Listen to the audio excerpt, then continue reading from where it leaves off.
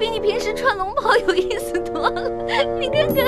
哎，龙小弟，我刚刚给你2颗变身丸，还没有给我钱呢。我现在哪有钱给你啊？行吧，那我就先记在账上。看在你是我兄弟的份上，利息看着给吧。趁火打劫，你比裘贵的奸商还要奸。欢妹，别闹了。你到了山西商会了，裘贵见过我们，千万别让他识破我们的身份。你们先进去，我在外面守着。知道了，爷爷你慢点走啊，别摔着啊。走吧，孙儿。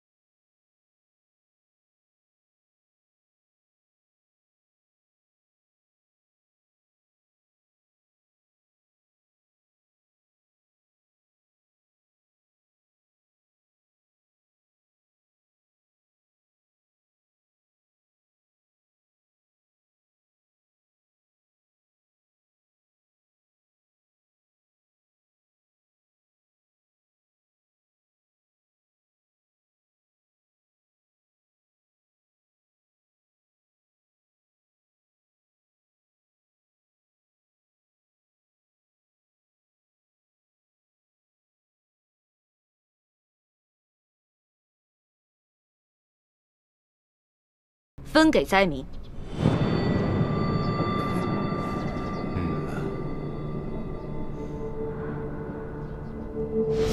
我已经查探明白了，裘贵和整个山西粮商手里，大约囤着20多万担粮食。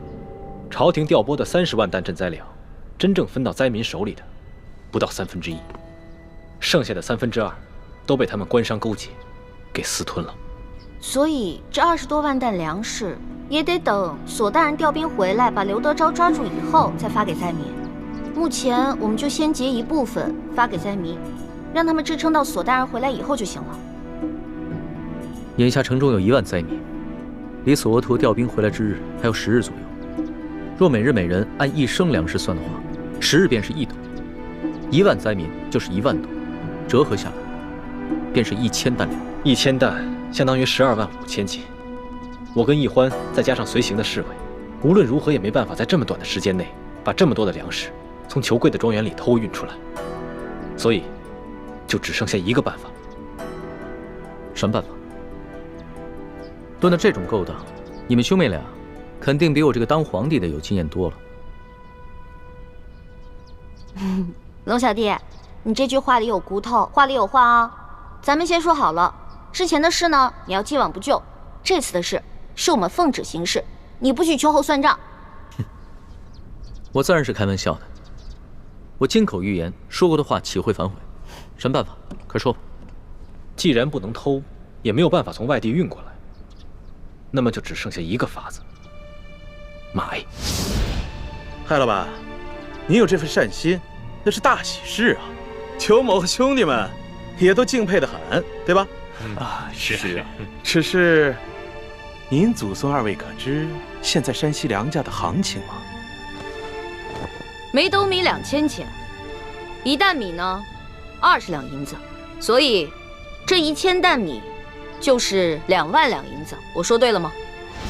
如今太原的粮价被哄抬到了每斗2000钱，折合成银子就是2两，10斗为1担，那么每1担粮食就需要银子20两，1000担粮食就需要银子2万两。哎，我们从宫里带出来的还有多少银子？刚开始的时候是挺多的，不过一路上被你东送一下西捐一下的，现在也剩的不多了。那我的那些随身之物呢？全都当了，总能值2万两吧？我的龙小弟，我们是微服私访，怕露出破绽，一切贵重的东西都没怎么带。只有我跟丽嫔娘娘带了一些贵重的金银首饰，但是刨除一眼就能看出是宫里的金银首饰以外，其他的能典当的也只有2000两。那你的意思是，我们还差18000两啊？18000两哪儿够啊？灾民们不能吃生米吧？柴米油盐可都需要钱。就算一个人发1两的话，那还少1万两左右。那也就是说，我们还差28000两啊？对，28000两。朝廷调拨的50万两赈灾银，真正分到灾民手里的不足20万两，剩下的都被刘德昭和地方官员给私吞了。光刘德昭一个人就侵吞了10万两，其中有5万两在裘贵的庄园里面。我明白你什么意思了。你的意思是，我们只结银，不结粮，然后用结下来的银子去买粮食，对吧？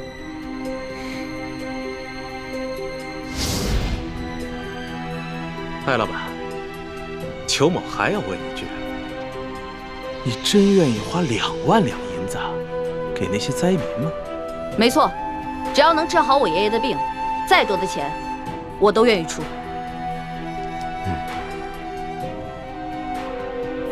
好，艾老板，真是财大气粗啊。不过如今是非常时期，咱们商会做买卖有个规矩，只收现银，您看呢？是啊，这裘老板是不相信咱们艾家的实力。把咱们带的现银拿上来给他瞧瞧。是爷爷，请各位稍等一下。抬进来吧。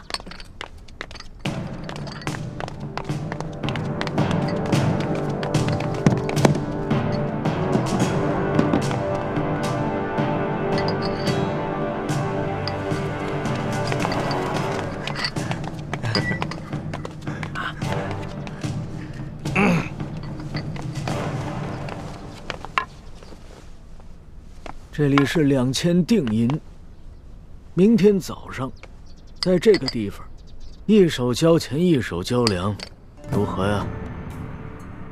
好，艾老板，性情中人，快人快语啊！那咱们可就一言为定了，击掌为凭。这艾老板的为人真是爽快啊！是啊，来人，送艾老板。就喜欢跟这样的人做生意啊！对，没错。哎呀，龙小弟，你知道吗？为了凑够那2000两定金，我跟丽萍娘娘把自己所有值钱的金银首饰全都给当了，还有我的一个金镯子呢。放心吧，等锁头回来以后，你当的那些首饰全部完璧归赵，少了一件，你唯我是问。光完璧归赵可不行，我得加上利息呢。行，反正我这个竹杠最好敲。当然了，你就是个大竹杠，棒棒棒！欢妹，别闹了，让主子先回房间休息吧。咱们还得去和侍卫兄弟们商量一下今晚的行动计划。昨晚已经打草惊蛇了，裘贵一定加强了对庄园的守卫，我们需要做好万全之策。不用了，我不累。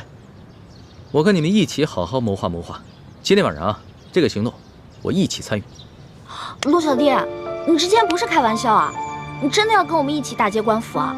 你可是皇上。我看起来很像开玩笑的样子吗？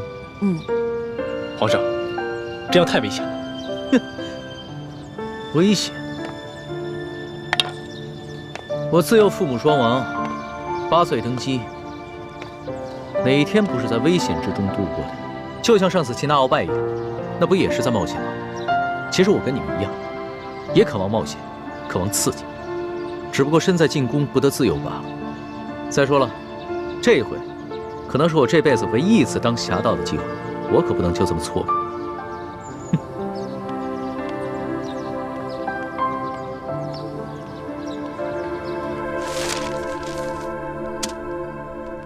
这是裘贵庄园的前门，这是后门，中间的花园还有一道暗门，这是粮仓，这里是银库。龙小弟，喏，给你准备的夜行衣，换上吧。好啊，我终于也有机会当一回侠盗了。李大夫，给我更衣。主子，万万使不得呀！以您的身份，怎么能跟着他们去打劫官府呢？万一出了什么差错，奴才万死难赎其罪啊！你啰嗦什么呀？我5岁就开始习武了，一直都英雄无用武之地。今天晚上我正好试试我的本事。公公放心吧，有我兄妹在，一定会保证主子的安全。如果真的出了什么意外的话，大不了我们放弃此次行动，绝对不会置主子于险境的。李太医，你这话说得轻松，那裘贵庄园内机关重重，你凭什么保证主子万无一失？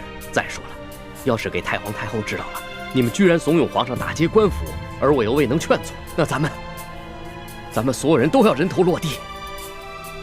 行，我不去了，你先起来吧。谢主子体恤。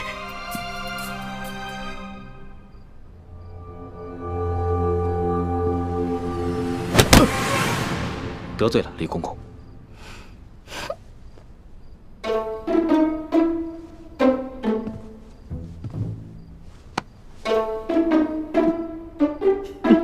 你这个老东西，老在我耳边聒噪，我又不是小孩了，真烦人。李公公，暂且在这里好好休息吧，我们速去速回。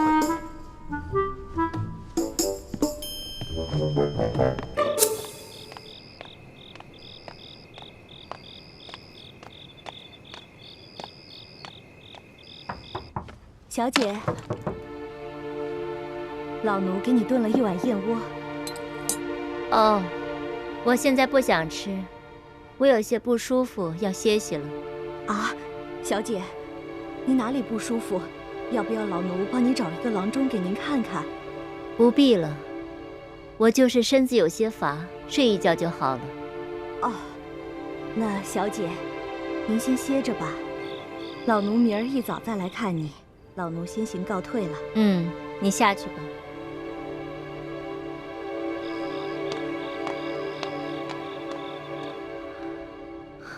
走了，这奶娘真够烦人的。如今在这世上，奶娘是婉妹唯一的亲人了，还望前辈多担待。孟大哥，真是宅心仁厚。怪不得你虽是刘德昭的护卫，婉心妹妹仍然对你倾心。我家本住在城外南湖边上，婉妹从小就喜欢女扮男装，背着她爹溜到南湖边来戏水。我俩也算青梅竹马，直到她被选为秀女，前来跟我告别，我才知道，原来她是舒大人的女儿。原来是这样。孟大哥打听到婉心妹妹的下落了吗？打听到了，她现在被软禁在裘贵的府宅里。只因我受了内伤，再加上裘贵又加强了守卫，我怕打草惊蛇，所以没有贸然行动。都怪我那夜下手太重。不过你放心，我等都是有心意之人，我们一定会帮你救出舒小姐，让你们远走高飞。多谢前辈，不打不相识。前辈不必挂怀。如今裘贵一心只想着把婉妹献给刘德昭，而刘德昭眼下一门心思要对付钦差大人，所以婉妹暂时是安全的。我先帮着你们把裘贵私吞的官银给劫了，先救了那些灾民再说。好，这次我们能否顺利地劫走裘贵私藏的官银，就全靠你了。在下一定全力配合。其实这些年保护刘德昭，我内心也十分矛盾。如果真能为灾民做些什么，也算稍稍赎点罪吧。